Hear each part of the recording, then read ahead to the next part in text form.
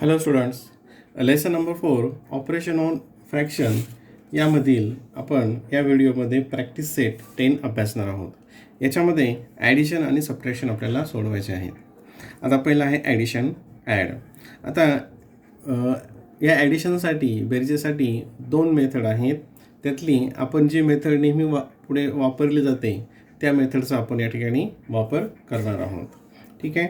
पहिलं number 1, 6 integer 1/3 plus 2 integer 1/3 equals to. आता हे काय आहे? मिक्स फ्रॅक्शन आहे.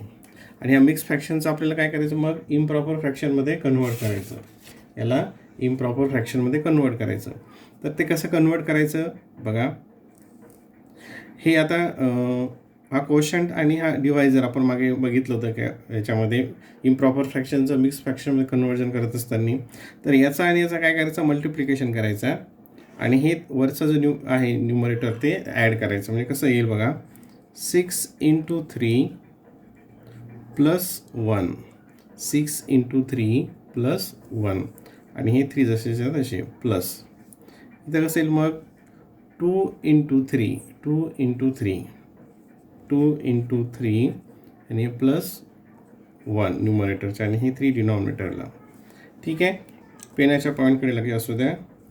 आता इक्वल्स टू 6 × 3 6 3 = 18 अँड 18 + 1 किती होतं ते 19. एकाच स्टेपमध्ये आपण हे पूर्ण सॉल्व करूयात. 18 + 1 19 किती झाले त्या ठिकाणी? हे 19 आणि हे 3 ॲज इट इज प्लस या ठिकाणी 2 × 3 2 3 = 6 आणि 6 + 1 7 हे काय आलं 7/3 7/3. आता या ठिकाणी इथे ॲडिशन करत असताना इथं काय आलं? डिनॉमिनेटर इक्वल आले. जर आता इथं डिनॉमिनेटर इक्वल असतील तर आपण काय करत असतो? जे न्यूमरेटर आहे त्याची फक्त ॲडिशन करतो आणि डिनॉमिनेटर जसंच्या तसं लिहितो. हे तुम्ही मागच्या वर्षी अभ्यासलेलं आहे.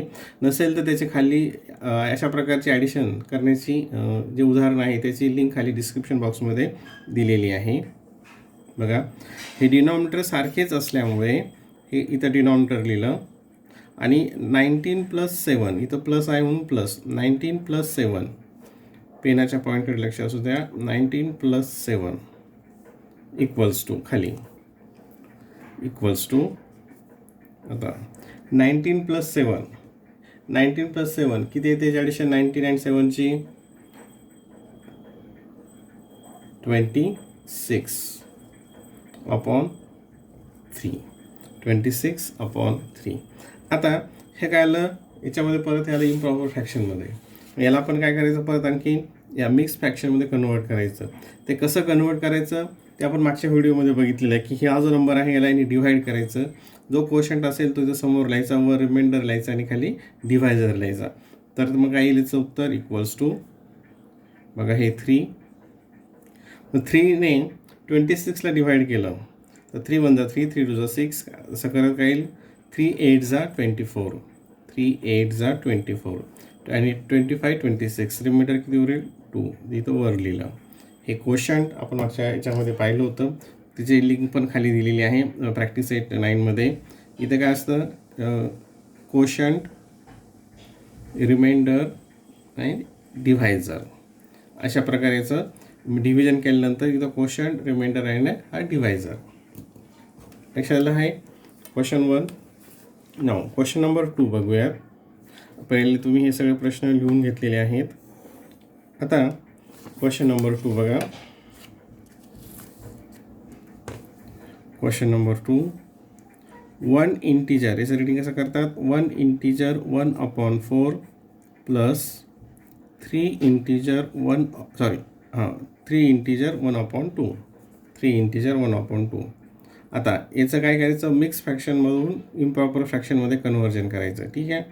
मग हे 4 खाली डिनॉमिनेटरला जसे तसे लिहिले. हे कोशंट आणि हे जसं मध्ये बघितलं तर आपण हे 4 आणि 1 याचा मल्टिप्लाय करायचा. 1 × 4 काय होईल? 1 × 4 या स्टेपमध्ये इथं घेऊयात आणि हे वरचं जे आहे रिमाइंडर त्याला ॲड करायचं प्लस हे 2. इथं कशाचं मल्टिप्लिकेशन करणार? 3 इंटू 2 प्लस हे वरचं 1 इज इक्वल्स टू हे 4. आता 1 इंटू 4 4 प्लस 1 5 4 प्लस 1 5 प्लस 3 2 जा 6 प्लस 1 7 अपॉन 2 7 अपॉन 2. आता या ठिकाणी बघा इथे डिनॉमिनेटर हा इथं 4 आहे, इथं 2 आहे. म्हणजे याच्यामध्ये जसं आपण डायरेक्ट न्यूमरेटरची ॲडिशन केली तिथं करता येत नाही, कारण बरेचसे मुलं डायरेक्ट 5 प्लस 7 12 आणि 4 प्लस 2 6 असं लिहितात. तर तसं करता येत नाही. यासाठी मग 2 पद्धती आहेत, एक तर क्रॉस मल्टिप्लिकेशन करणं किंवा मग डिनॉमिनेटर इक्वल करणं. आता डिनॉमिनेटर इक्वल कसे करायचे हे पण आपण अभ्यासलेलं आहे. आता इथं 4 आहे, तिथं 2 आहेत, मग आपण याला 4 करू शकतो. याला 4 कसं करणार, याला जर 2ने मल्टिप्लाय केलं तर 4 होतं, पण फक्त यालाच मल्टिप्लाय करून चालेल का, यालाच 2ने मल्टिप्लाय केलं हे 2 2 जा 4 झालं. पण नुसतं डिनॉमिनेटरला मल्टिप्लाय करून चालेल का, नाही. त्याच वेळेस इथं न्यूमरेटरला पण मल्टिप्लाय करावं लागेल 2नेच. म्हणजे ज्या नंबरनी डिनॉमिनेटरला मल्टिप्लाय केलं त्याच नंबरनी काय करायचं, न्यूमरेटरला मल्टिप्लाय करायचं. म्हणजे इक्विव्हॅलेंट फ्रॅक्शन तयार होतो. इक्विव्हॅलेंट फ्रॅक्शन हे तुम्ही अभ्यासलेलं आहे. इक्वल्स टू हे 5 अपॉन 4 प्लस 7 इंटू 2 7 2 जा 14 2 2 जा 4 इक्वल्स टू. आता आपल्याला जे आले इथं हे डिनॉमिनेटर इक्वल आले. डिनॉमिनेटर इक्वल आले म्हणजे आपल्याला न्यूमरेटरची ॲडिशन करता येते. जर हे इक्वल नसतील तर ॲडिशन करता येत नाही, त्याला इक्वल करावं लागतं किंवा मग क्रॉस मल्टिप्लिकेशन करावं लागतं. ठीक आहे, ते मागच्या याच्यामध्ये आपण क्रॉस मल्टिप्लिकेशन पाहिलं होतं. 4 5 plus 14 5 plus 14 equals to 5 plus 14 किती येतं 19 अपॉन 4 19 अपॉन 4. आता ह्याला इम्प्रॉपर फ्रॅक्शनमध्ये याला काय करायचं, त्याला ह्या मिक्स फ्रॅक्शनमध्ये कन्वर्ट करायचं. तर कसं करायचं परत एकदा बघूयात. ह्या 4ने 19ला डिवाईड करायचं. 4ने काय करायचं 19ला डिवाईड करायचं. 4 1 जा 4 4 2 जा 8 4 3 जा 12 4 4 जा 16 9 मायनस 6 3 0. आता हे कोणतं आहे कोशंट, हे आहे रिमाइंडर आणि हे आहे डिवायझर. आणि आपल्याला इथं काय लिहायचं असतं, इथं काय लिहितो आपण कोशंट किती आहे 4. इथं वर काय लिहितो, इथं बघितलं होतं आपण रिमाइंडर किती आहे 3 आणि डिवायझर किती आहे 4. म्हणजे काय उत्तर आल्याचं 4 integer 3 upon 4 4 integer 3 upon 4. Question number 2 लक्षात आला. आपण मुद्दामून खूप स्लो घेत आहोत की ते तुम्हाला समजावं. Question number 3.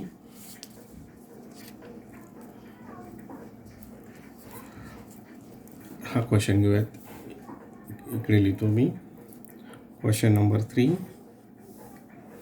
5 integer 1 upon 5 plus 2 integer 1 upon 7 2 integer 1 upon 7. पहिल्यांदा याला इम्प्रॉपर फ्रॅक्शनमध्ये आपण कन्वर्ट करणार. म्हणजे आता इथं कशाचं मल्टिप्लाय होईल 5 इंटू 5. हे एका स्टेपमध्ये केलं तरी चालतं. 5 इंटू 5 25 प्लस 1 26 एका स्टेपमध्ये दिलं तरी चालतं. एवढ्या उदाहरणामध्ये आपण इथं मल्टिप्लाय करूयात. हे 5 इंटू 5 प्लस हे 1 आणि डिनॉमिनेटर 5 प्लस, मग या ठिकाणी काय येईल 2 इंटू 7 2 इंटू 7 2 इंटू 7 प्लस हे 1 अपॉन 7. ठीक आहे, is equals to 5 into 5 25 plus 1 26 इथं आलं 26 आणि 5 प्लस 2 7 जा 14 प्लस 1 15 अपॉन 7. आता या ठिकाणी हे जे डिनॉमिनेटर आहेत हे वेगवेगळे आहेत, म्हणजे आपल्याला डायरेक्ट याची ॲडिशन करता येणार नाही. मग याचा काय करावं लागेल, डिनॉमिनेटर इक्वल करावं लागतील. आता इक्वल करण्यासाठी इथं कोणती मेथड आहे, म्हणजे हे 5 आणि हे 7 हे काय आहे प्राईम नंबर आहेत. या ठिकाणी आपल्याला क्रॉस मल्टिप्लिकेशनचा यूज करावा लागेल. जसं आपण मागच्या याच्यामध्ये पण पाहिलं होतं. हा जो रूल आहे A upon B plus C upon D equals to A D plus B C upon B D, याचा उपयोग आपल्याला या ठिकाणी करावा लागेल. ठीक. तर तो कसा मग बघा, इज इक्वल्स टू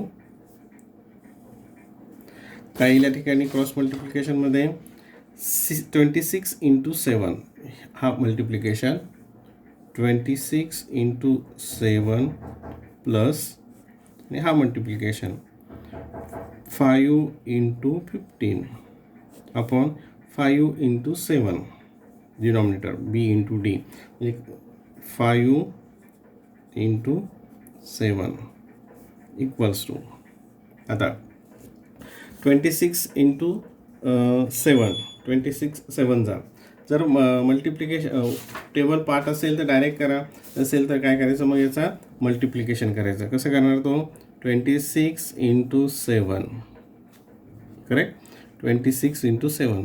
आता मल्टिप्लिकेशन पण बघूयात आपण कसं करायचं. असं 7नी 6ला मल्टिप्लाय करणार, 7नी 6ला, मग 7 6 जा 42, 7 6 जा 42, इथं आला 2 कॅरी 4, 7 2 जा 14, 7 2 जा 14, इथे किती येईल मग 4 प्लस ही कॅरी त्याच्यात 4 ॲड केलं इथं येईल 8, ते येईल 1, 8 1, 7 6 जा 182, मग किती येईल इथं 182. ठीक आहे. आता बघूयात 182 हां.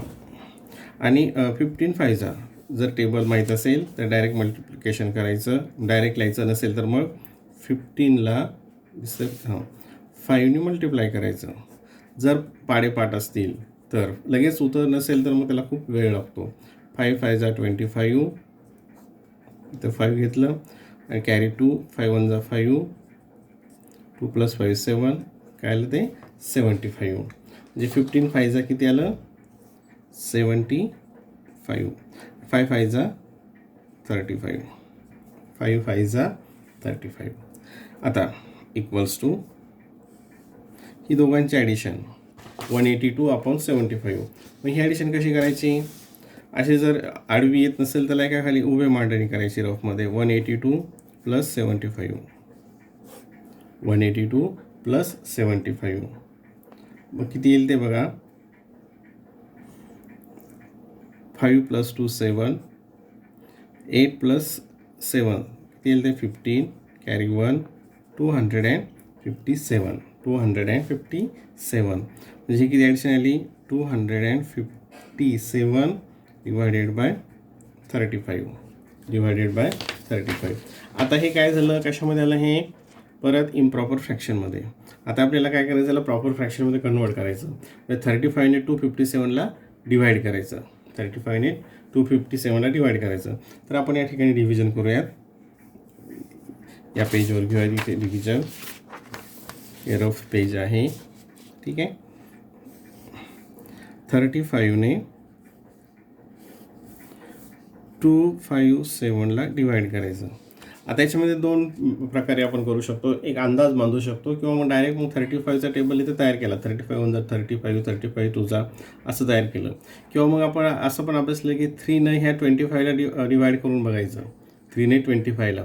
मग 3 किती येतं ते 3 6 जा 3 1 जा 3 3 5, 3 6 जा 18, 3 7 जा 21, 3 6 जा आहे ना 24. आता मग 3 6 जा 18, 3 8 जा 24, सॉरी 3 8 जा 24. मग आता या ठिकाणी 8चा भाग जाईल का ते बघायचं, किंवा मग नसेल तर मग 7चा बघायचं, 8 किंवा 7. ह्या 3ने अगोदर 25ला डिवाइड केलं, 3 8 जा 24, मग 8चा भाग जाऊ शकतो, मग 8ने ते चेक करायचं. बघा मग 35 इंटू 8, 8 5 जा 40, कॅरी 4, 8 3 जा 24 प्लस 4 28, हे मोठं आलं, म्हणजे कितीनं मल्टिप्लाय होईल या ठिकाणी 7नं. बघूयात मग 35 इंटू 7, 7 5 जा 35 अँड 7 3 जा 21 प्लस 3 24, 245, त्याला 245, म्हणजे 7नी इथं आपल्याला भाग जातो. मग 35 इंटू 7, 35 7 जा किती आलं 245. हे सबट्रॅक्ट करूयात, हे इथं 2 7 - 5 2, हे 1 0, मग हे काय आलं या ठिकाणी बघा. आता इथे हे आहे कोशंट, हे आहे रिमाइंडर आणि हे आहे डिव्हायझर. हे आहे डिव्हायझर. आणि जर असं नसेल तर डायरेक्ट 35चा टेबल तयार करायचा, त्या पद्धतीनं सुद्धा सोडवता येतं. इक्वल्स टू मग काय येईल, हे इक्वल्स टू 7 इंटिजर, रिमाइंडर किती आहे 12 अँड डिव्हायझर 35. डिव्हायझर 35. लक्षात आलं हे. आता याच्यातलं 4th क्वेश्चन बघूयात. Question number 4. 3 integer 1/5 plus 2 integer 1/3 equals to. एका स्टेपमध्ये घेऊयात आता.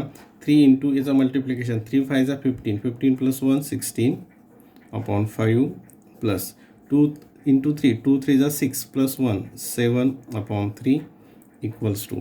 आता या ठिकाणी हे डिनॉमिनेटर अलग अलग आहेत, म्हणजे आपलं काय करावं, क्रॉस मल्टिप्लिकेशन.